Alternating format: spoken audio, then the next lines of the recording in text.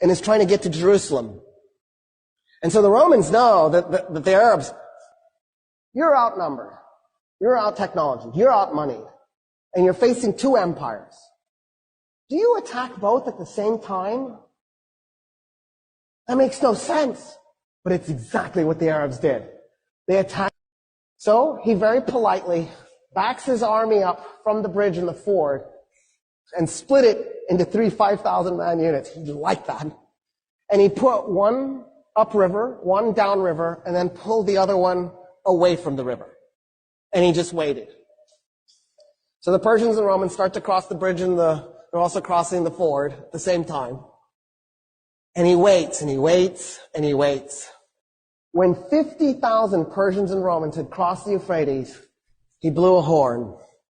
The men that were up and down river attacked them by going along the riverbank and tried to then merge at the bridge and the ford so that they would cut the guys who had crossed off from the guys on the other side. Then what Khalid did was he took the 5,000 men who, against 50,000, and he has them charge into him. And he had his men as thin as possible. And then he backs his men up.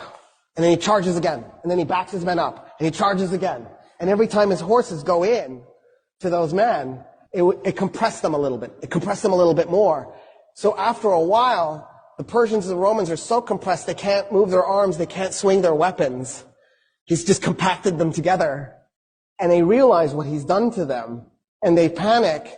And they turn around to run back to the river to cross it.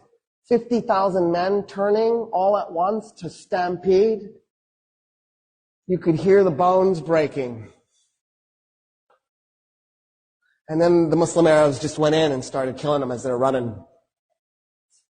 By the time the battle was done, 200 Muslim Arabs were dead. 50,000 Persians and Romans were dead.